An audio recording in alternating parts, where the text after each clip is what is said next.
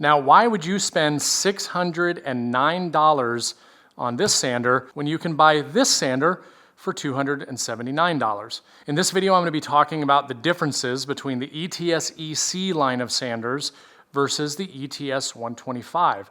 Now, this is a very common question that I get because typically something like this, primarily this sander, is what a lot of people kind of work their way into Festool. Why is that? Because of the price tag. It's $279. Now, if you were to compare this to, say, a DeWalt or a Bosch or any of the other readily accessible or readily available random orbital sanders out there, this is expensive compared to those. But in the Festool line of things, it is the cheapest option. Now, my assumption is that when people see that, when they're looking online and they're thinking about testing the waters, they're like, $279, I can afford that. This is a good way to get started. And then they get it, and sometimes there are certain aspects of it that are fantastic. I've had this sander. Matter of fact, this was the very first Festool item that I bought. I have had this probably for, I don't know, going on 7 years. I had it since very early on, but I started out just like everybody else using the DeWalt and some other stuff. And that actually brings up an interesting point. I have a great video series that I'm going to start doing where I'm going to be putting some of these tools up to the test against some of their less expensive counterparts, so definitely be on the lookout for those in the future. But because this is inexpensive, people end up buying it, they start sanding with it, and they're like, wow, it's really taking a long time. There's a big reason for that, all right? There's also a big reason for the price point. The main thing with the price point is that obviously the technology and the motors and everything in the two are different, right? They're not identical copies of each other. You can see that the form factor of each one is very different. And I'll quickly share why I ended up buying this one over this style, because I wasn't going to get this one originally. And I'll talk more about that here in just a moment. But for me, it was about feel, because at the time I didn't understand what the stroke size did in terms of sanding. I didn't understand that that was even a topic of a conversation. I just saw a Festool sander, and at the time I paid $199 for it because this was years ago. And I bought this because of feel. I actually started off and tried this. Felt a little bit more difficult to control for me, somebody that was very early on in woodworking. And then I said, you know what, let me try that one. And it's funny because I'm sure that the guy working the booth, or not the booth, but working in the store there probably said, oh, he got scared off by the price. He's just looking for something cheaper. And I will tell you that had nothing to do with it. I always encourage anybody, if you want to try anything from not just Festool, but any tool brand, always find a local distributor, go there, and actually use the tools by yourself with your own hands. Talk to one of the salespeople. And what you'll end up finding is you may end up going with an option that you wouldn't have originally gone with. And this is a perfect example. So after sanding with this, I liked the quality, I liked what happened. It just didn't feel as great. Then I got this, and it just felt wonderful. No vibration, my hand sits up high, very easy to control, good form factor. I ended up buying this, and I was happy with it for a very long time. But the longer I was woodworking, the more I started to realize that maybe, just maybe, there's a better option out there for getting the job done quicker. Now, most people's inclination is to immediately go to the Rotex, which I'm not going to talk about a lot in this video because that's going to be another video where I talk about the Rotex versus some of the other sanders. But the issue that I was having is that I felt like this was taking a lot longer than I wanted to. Now, everybody hates sanding. Well, if you don't hate sanding, you're crazy. But most people hate the process of sanding because it's boring. So, what do you do if you hate something and you just want to get it done faster? You choose a different tool for the job. And that's when I decided that maybe it was time to switch to something like this. That all boils down to the size of the stroke. This is a 2mm stroke. This is a 5mm stroke. Now, one thing I will say about the ETS EC line, ETS EC, is that they do offer this in both a 125 or a 150. Those numbers refer to the size. As you can see, 125, 150. What does that mean? 125 millimeters or 5 inches, 150 millimeters, 6 inches. So with the EC line, you get both. With the EC line, you also can get it in a 125/3 or a 125/5 or you can get the 150/3 or 150/5. Now, that second number is in fact the stroke size. Now, let me bring you in for a close-up of an illustration of what I'm talking about when I'm referring to the size of the stroke on a random orbital sander. Now, I'm going to divide the two sides. So here we have a 2 and we have a 5.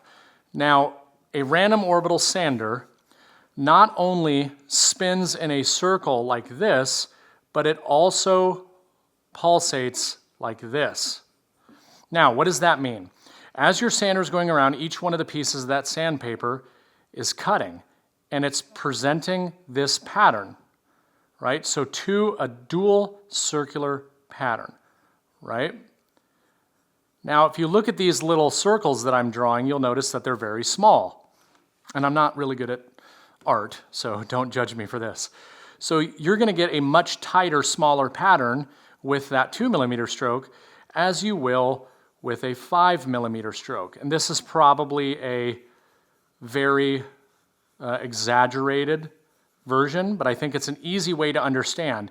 Each one of these rotations is larger than here. So how does that factor into sanding? Well, obviously the larger stroke, it means the random orbital pattern of the sander is moving larger, therefore it is a much more aggressive sander. What does a much more aggressive sander mean for you? It means it's going to get the job done much faster. So by going with a 5-stroke, or for that matter, even a 3-stroke, it is going to do the job quicker. And obviously, who doesn't love that when it comes to sanding?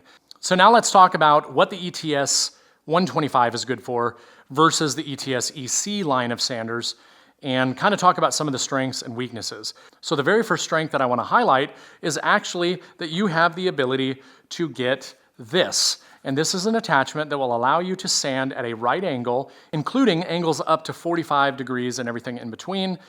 This is a fantastic addition to this. Now, this costs an additional $99. So you got $279 plus $99. You get this and have the capacity to do this.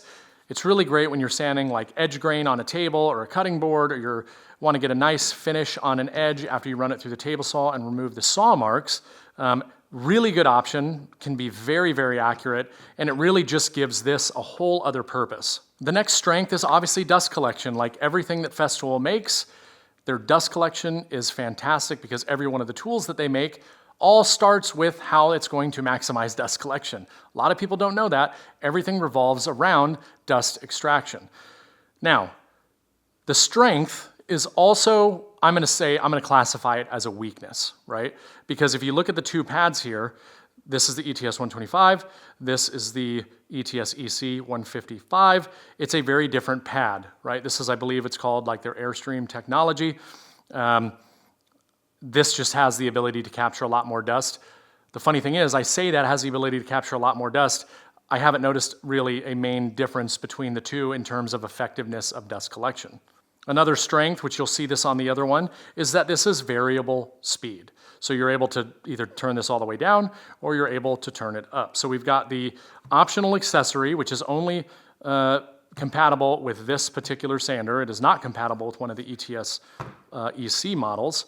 Dust collection is a plus, but just because they have better pads on this one, again, both have phenomenal dust collection. Now let's talk about some of the weaknesses for this, okay?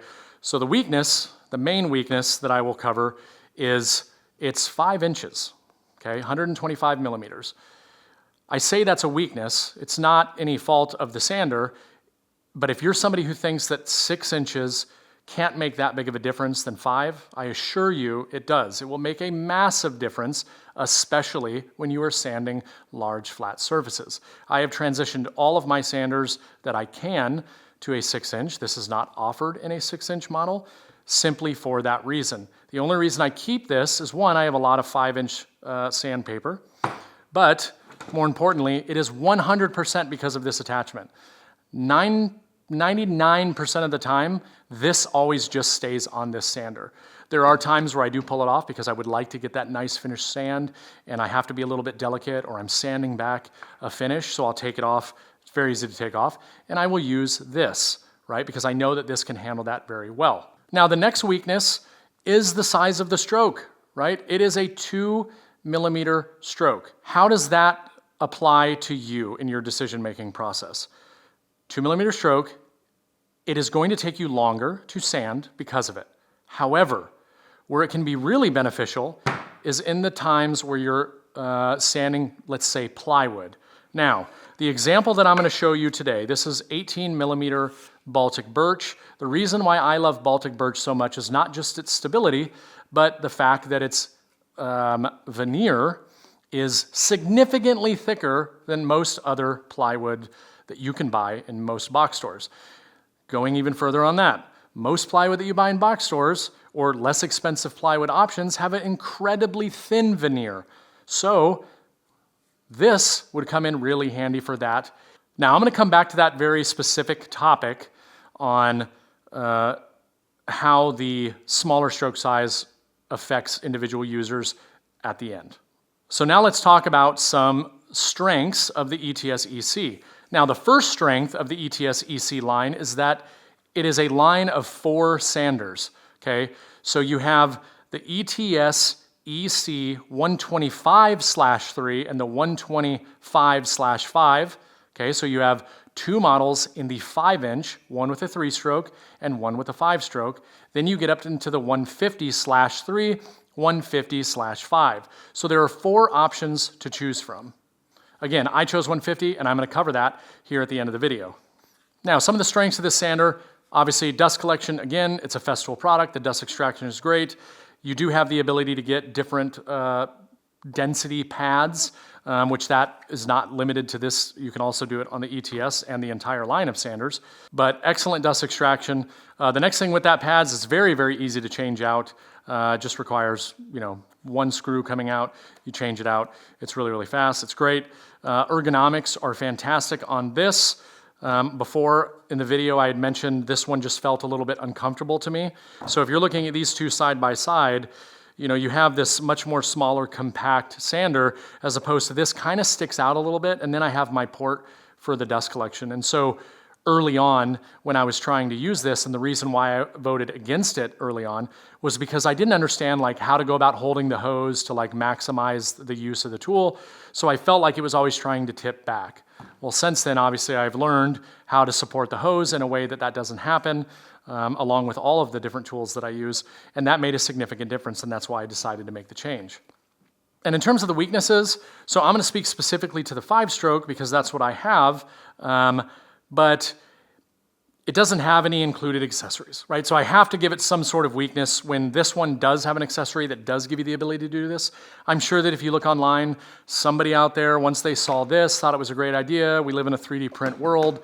They've probably 3D printed attachments that work on these, and you can buy one of those. So now that I've covered some of the use cases, strengths and weaknesses, and talked about why the size of the stroke matters, now let's do a quick demonstration. What I'm going to do is I'm going to sand this right here. They both have the same pattern of pencil marks across each one of the boards. I'm going to use this one, just making passes from left to right, and then back until those sanding marks are gone. I'm not going to apply any pressure. I'm just going to let the sander float. I will be using the same exact type of sandpaper on both, being the 3M Cubitron 775L. This is my favorite sandpaper. I'm sure you've seen it all over social media because everybody's been talking about it. I will be utilizing that for each in the grit of 120. They are both brand new sheets. And yes, I know for all of you that are going to make comments down in the comments section saying this is not a scientific test. You're right, and I don't care. It is a demonstration of what I'm talking about in terms of why the size of the stroke in sanders matters. So let's get into it. All right, first board, ETS 125. This is the 2mm stroke. Let's sand it and see what we get.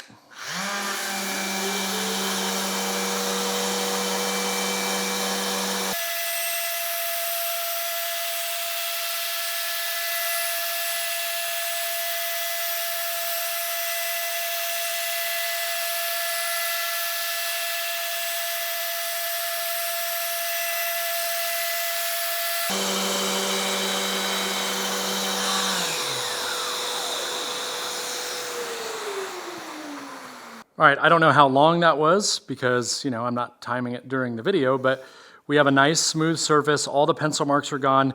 It required me to come back over the top one last time because I had some peaks here, which you may or may not have been able to see on the video, but everything looks really good. Now we'll go ahead and change it up. Again, same thing.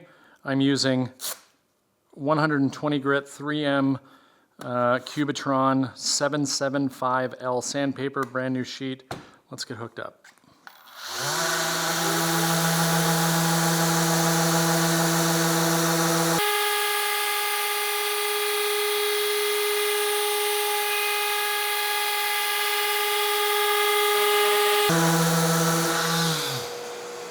And I'm done. So one pass this way and it actually covered a lot more surface area. So again, huge benefit to having the much larger sanding surface. But with this one, it required me to go back, down, across the middle, back around a few times in order to remove everything. This one pass this way, one pass that way, and everything is gone. And it is just as smooth. When it comes to the quality or the look when you're looking at it, there's no difference between the two. They both feel exactly the same. Why? Because this was 120, this was 120. Okay, so there's no loss in quality. Let me show you really quick where the struggle can happen if you're using something with a larger stroke. Okay, so what I have here is a much, much thinner veneered. This is a very cheap plywood. This is, I believe, birch from somewhere like Menards. Very inexpensive. And like I said, the veneer is almost paper thin. This is going to lead me into the next topic, and that is talking about, a real-life demonstration, especially on plywood, on how the stroke size can affect you, especially if you're a beginner woodworker. So let's sand this and see how long it takes for me to burn through that veneer.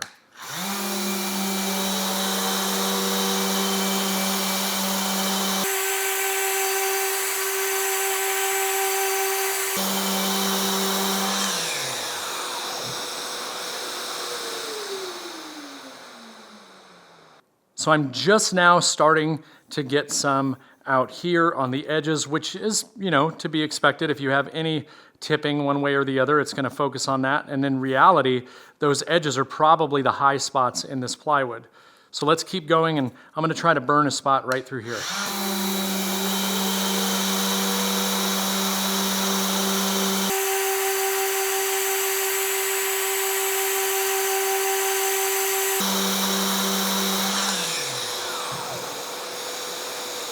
Now here's an even better representation. Because this is so thin, I burned through it. Now, it did take me a while, so if I was doing a finish sand and I'm just doing like this, a few strokes back and forth, it's not something that you're going to have to worry about because it has such a fine stroke.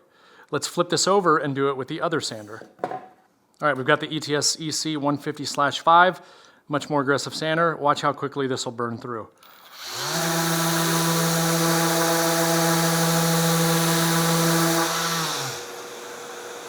I already have way more significant burn through on the edges here to include more around the corners. And again, I'm doing two demonstrations for a reason, right?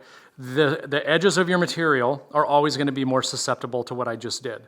So now let's pull it right in here. And this time I'm going to go left to right just because it's a much larger head. So I want to make sure that I can capture it.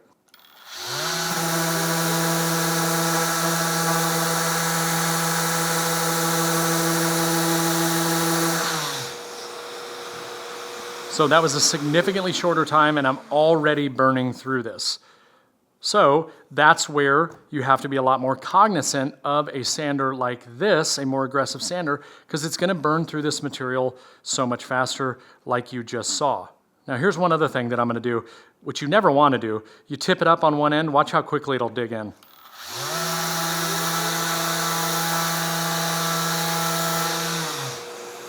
Something I actually learned at 3M, which I thought was an interesting statistic, is that when you tilt a sander on end, which beginner woodworkers especially have a tendency to do thinking it's helping, it actually makes that cutting power of that sandpaper significantly stronger, and you'll get burned through a lot faster just like that. Now, who do I think each one would be right for? I did that last little part at the end on the plywood because I wanted to show you where I think it's the most relevant. It's no surprise that let's say you were sanding a tabletop. You could get away with using a Rotex, you could get away with using the Bosch, you could get away with using anything. One's just gonna do it faster than the other. In that scenario, there really isn't that much of a learning curve. There really isn't that much of a technique thing. It's just how fast do you want to get the job done. The reason why I like to throw in the demonstration on plywood is because I would think that most people, right, watching these videos, are going and buying the plywood that they can afford, which means it's less expensive, which means typically the veneers are much thinner, and they get into issues like this. So that's why I wanted to demonstrate and lead into this section, is because I think if you're really early on in woodworking and you're just dabbling and you're just trying to get your first good sander, you're gonna notice a significant difference between this and say the DeWalt or the Bosch or Makita or Milwaukee or any of the other companies out there, not because it's leaps and bounds better in terms of finish quality, but because the dust extraction is better and because you could use this for hours and you won't walk away with your hand vibrating and feeling strange. Like, there is no limitation. You can sand as long as you want with these sanders, and that's a big benefit. But because I don't think people's techniques are there just yet when they start, and you're using a lot of plywood, I do think something like this might not be a bad way for you to get going. And then once you realize, once your technique improves, then I think that this would still just be an awesome sander to keep in your shop, much like I am. Now, who do I think the ETS EC 150/5 specifically is right for? Everybody. Everybody that's looking for a good sander. So the easiest way, and this was told to me by my good buddy Sedge, he said, when you're looking at the ETS EC line of sanders, whether it's the 125/3, 125/5, 150/3, 155, 5 sanding wood, 3 sanding finish. And really, that wasn't like an all-inclusive list. It's like you must live and die by this. But if you really think about it, it makes sense. The places where you want to be a little bit more delicate, you want a smaller stroke size. The places you want to be more aggressive, you want a more aggressive stroke size. Most of the time, people are sanding wood. I think the ETS EC 150/5 in particular is the best all-around sander that is out there, right? Because you can do everything with it. This is going to take me back to these two pieces of material. Yes, this is plywood. One took way less time than the other. As you saw in the video, that was no video editing, it took way less time. One passed one way, one passed the other way, and we are golden. The other one took quite a few more, but the finish quality on both of them is identical. So this leads me to the conversation of like, okay, but you just said it's not great for sanding plywood. It's not what I said. What I said is that it's much easier to burn through, which is why I tied it back to what your skill level is and your comfort using a sander. Basically, think of this as a little bit more insurance, as where this is going to get the job done faster, but just know that if you're not careful, it can burn through something very easily, in one very specific case of being plywood. So at the end of the day, you have to ask yourself, do you want to do things faster, or do you want to spend more time doing the thing that you don't like? The other thing that I would challenge you to ask yourself is, do you like the option of the right angle attachment in order to do edges and things like that? Let that steer you in the direction of making the right choice. You're going to start seeing a common trend when I do these comparison videos side by side, comparing one to the other, and that is, if you want to do it right, there is a place for both. And I think in a situation like this, it kind of does make sense, because now I have my super aggressive, I have my sander that if I want to, need to be a little bit more delicate or something like that, it's a much lower price point. What I wouldn't say is get the ETS 150/5 and then go get the ETS EC 125/3, right? Because unless you just like the way it feels, both of these are phenomenal. Save yourself some money and also have the ability of getting the attachment. But if you want to get things done faster, this is your sander.